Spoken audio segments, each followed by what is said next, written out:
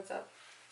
Wait! You just messed up the background. Oh, my bad. What are you doing?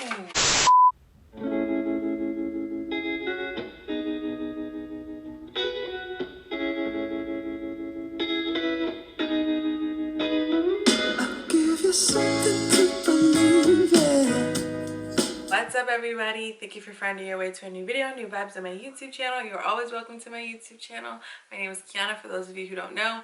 And as always, please make sure you're signed into YouTube to subscribe to my YouTube channel and click the notification bell to join the notification crew. In today's video, I'm going to be talking about audiobooks that I've read and that I plan to read this year. This year, for my Goodreads goal, I decided to go with 30 books because I wanted my Goodreads goal to be a little bit more reasonable. And one of the ways that I figure that I can achieve my Goodreads goal of 30 books is by incorporating audiobooks. Audiobooks are a great way to read the books that we all love and save so much time doing so. So I have quite a few audiobooks here that I want to share with you guys. I just sort of plan to sprinkle them in throughout my TBRs this year just to see how far this is going to take me towards achieving my reading goal. Also, I will be reading all of these books via the Audible app. I just really enjoy the Audible app. I like that you can multitask in the app and you can use other apps while listening to audiobooks. I just wish that more apps were actually built like that. If you guys want to see all of the audiobooks that I'm talking about today in this video, then please continue watching. I recently wrapped up reading The Promised Land by Barack Obama, which is also narrated by Barack Obama through the Audible app. By the way, in this video, I'm not going to be talking about any fantasy or young adult fiction novels. Sorry to all my girls and guys out there who really love those genres. In this video, I'm going to be mainly talking about memoirs, biographies, and law of attraction books. So if you guys are interested in those type of books, then I would stick around. Sorry if you hear a lot of background noise. There's a lot going on right now in my neighborhood. There's kids playing and neighbors and all types of stuff. So sorry about that. The Promised Land by Barack Obama is an autobiography, and it was the Goodreads Choice 2020 winner.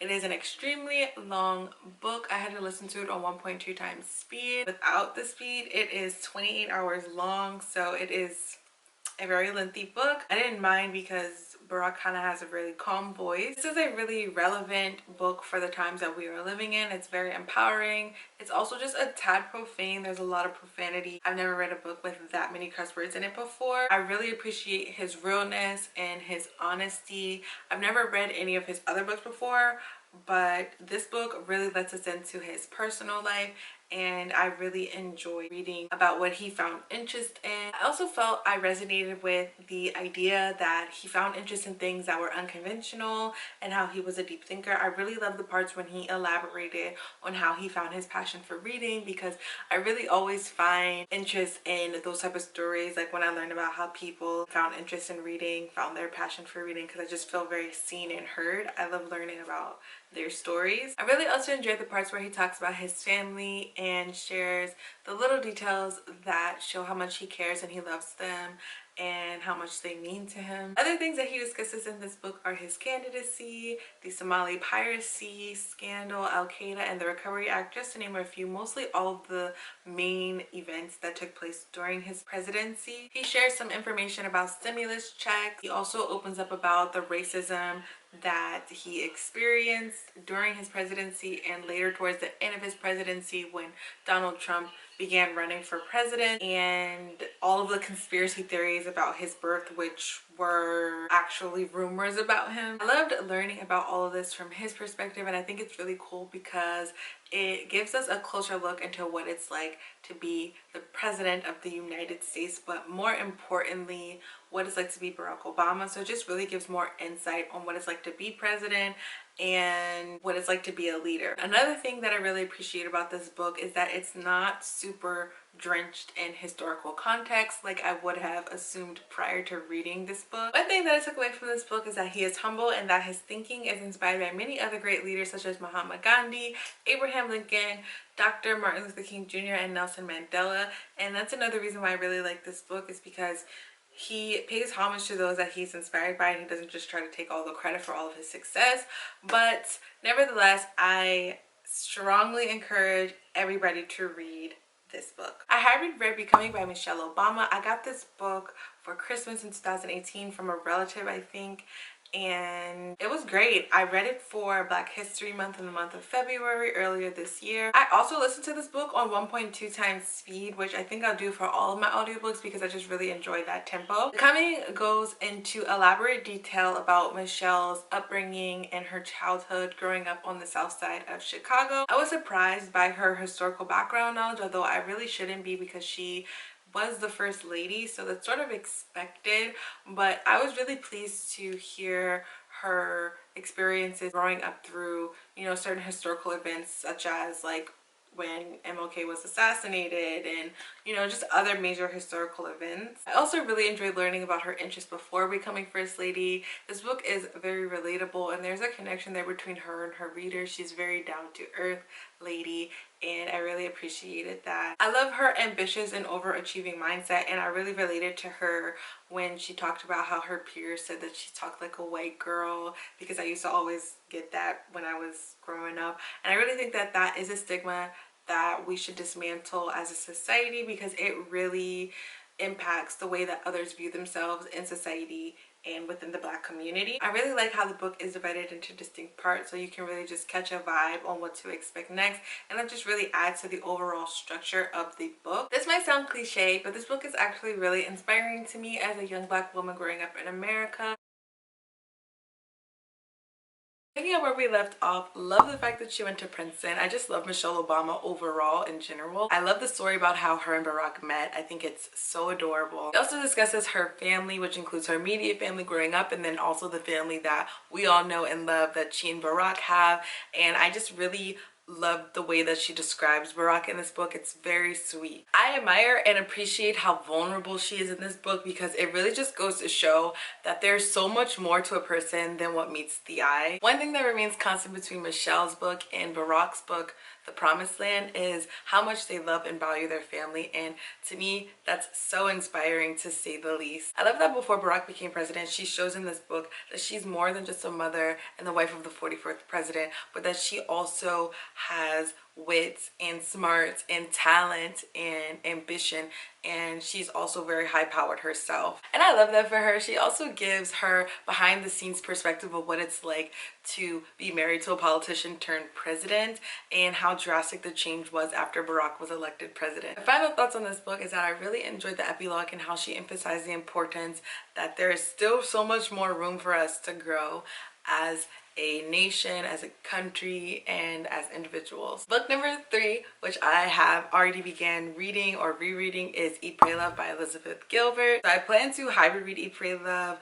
I first read this book, or I listened to the audiobook in 2016, and I loved the book so much that I went out and got the hardcover copy. It is such an amazing story and adventure. It is a romantic nonfiction novel, I believe, sort of like a collection of memoirs about a newly divorced woman and her various travels around the world in hopes of self-discovery. It just gives me butterflies when I think about this book after reading it because it had such an amazing impact and influence in my life as a young girl. Such a spontaneous and sexy read. It really just makes me feel like I can have all of the greatest experiences life has to offer and truly discover myself and my purpose. Never watched the screenplay that stars Julia Roberts, but since I've already read the book at least once, I think it'll be a good idea for me to go ahead and just catch the movie as well. I think it's safe to say that Elizabeth Gilbert is one of my favorite authors. She also wrote Big Magic, which I also did a book review to, and if you guys want to check that video out, I will leave that video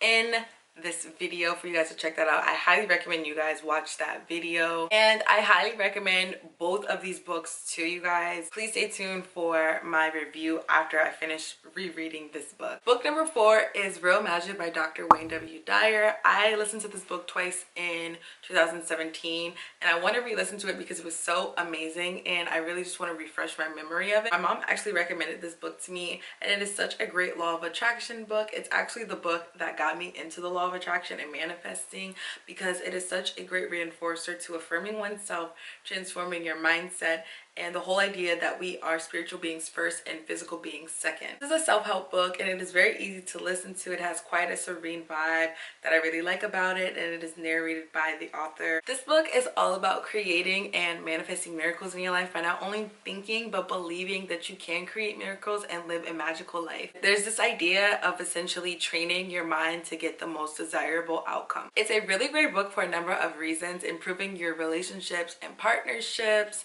getting rid of addictions and sicknesses, and helping you to achieve success and prosperity. It's like the law of attraction with a mixture of spiritual alignment. It assists in discovering what is described as pure awareness, then adopting and shifting to a new mindset, then understanding and trusting your divine guidance or intelligence, which is also known as your intuition. One thing that I really love about this book is the idea of the process of visualization, which is something that I'm currently working through, essentially changing the mental images in my mind to create the most desirable outcome. If the law of attraction is something that you're interested in, I highly recommend this book for you. It is definitely a magical read. Book number 5 is The Truths We Hold by Kamala Harris, and I'm going to be honest, the only reason why I'm interested in reading this book is because she is now our vice president, because I typically don't read these types of books, and yet there are tons of presidential types of books in this video. What I took away from reading the synopsis is that this book does seem like it's coming from the perspective of a historian a little bit. She'll give tips on leadership, problem solving, and crisis management through her own experiences. She also shares her story and her vision for the future of this country in this book, so I'm ecstatic to read this book. Their Eyes Are Watching God by Zora Neale Hurston is book number 6, and this book is a staple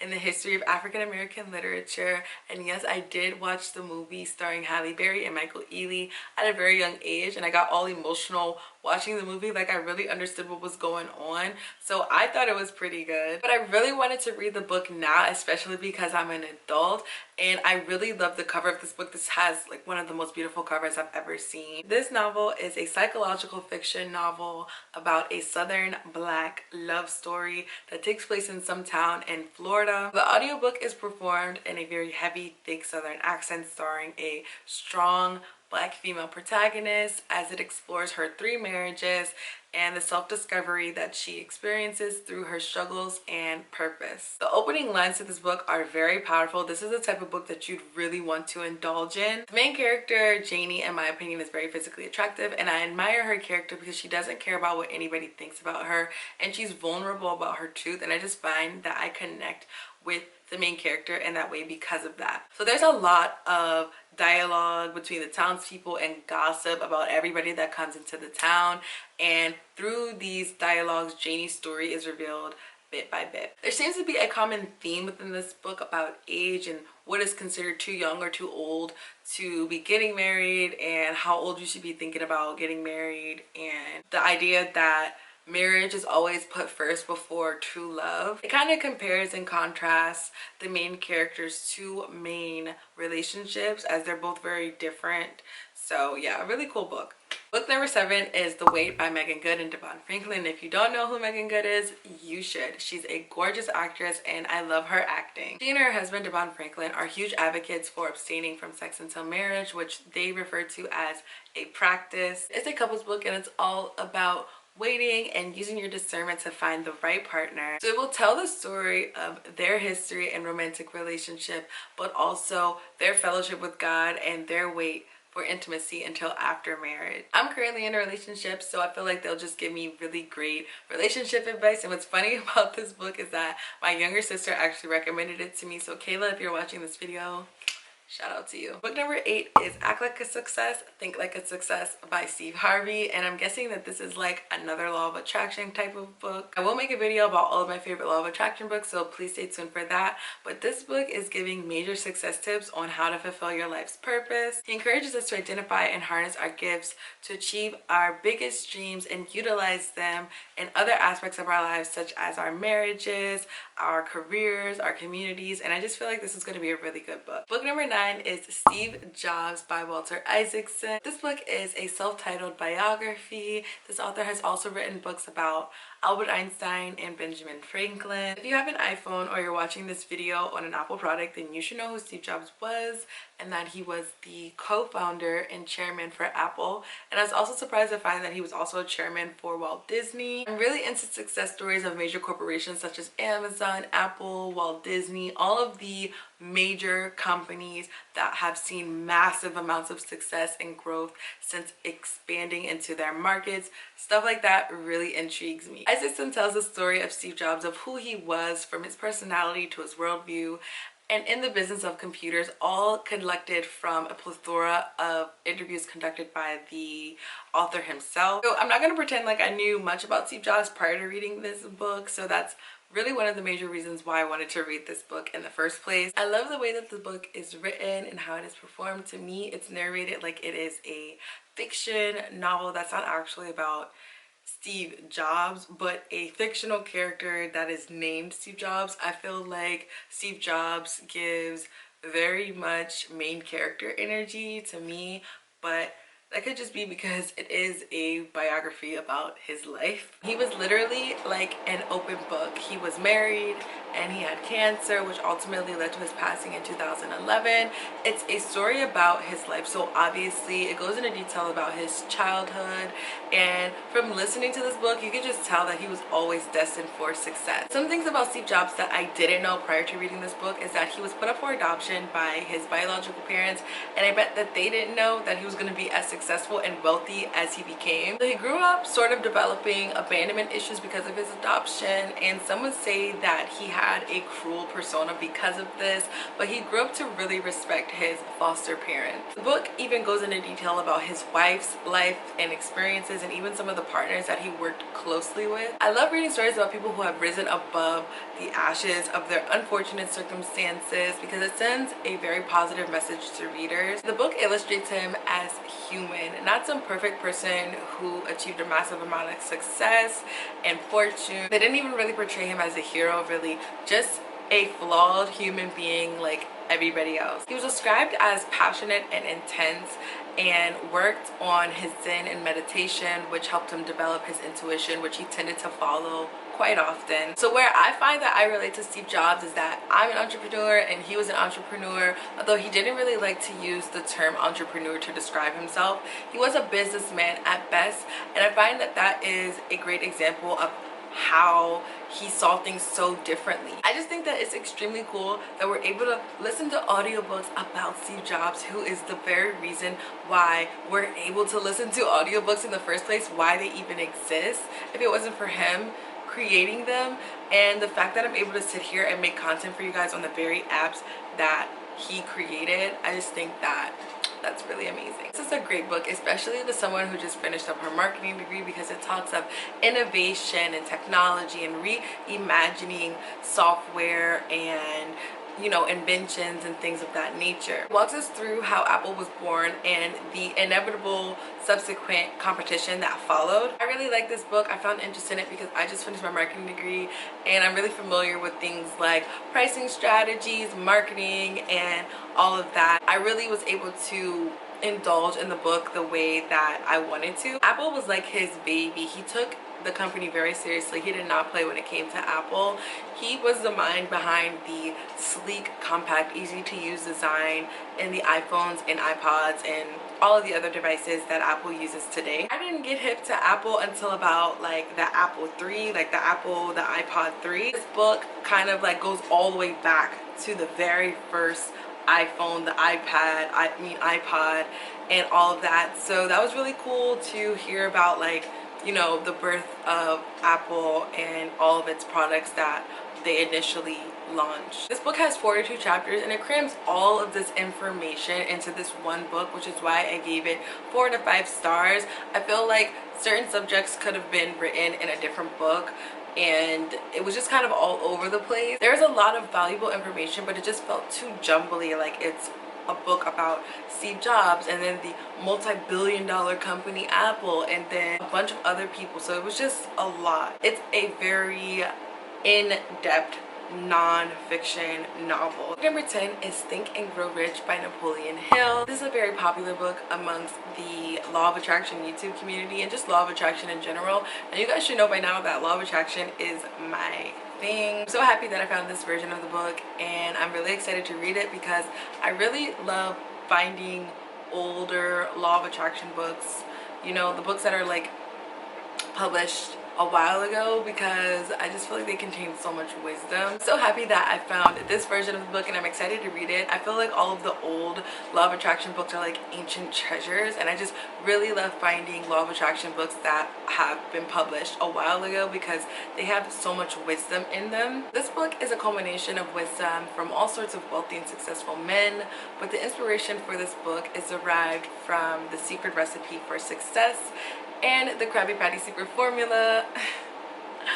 Andrew Carnegie, who was the famous American industrialist who became one of the wealthiest Americans in history, he led the expansion and owned one of the largest steel companies. It is said that those who have been revealed the secrets of this book have achieved a massive amount of success and fortune. So needless to say, I'm very excited to read this book. Thank you guys so much for watching this video. If you watched this video to the very end, please make sure you leave me a white heart emoji in the comment section down below. Please stay tuned for my reviews on all of the books that I haven't read yet. As always, make sure you guys are signed in to YouTube to subscribe to my channel and fill out that like button. Share this video with your friends if you enjoyed it. Make sure you guys follow me on social media, Instagram, Twitter, Goodreads. All of my links are in the description bar down below. I will see you all in my next video. Until next time, with love. Ciao.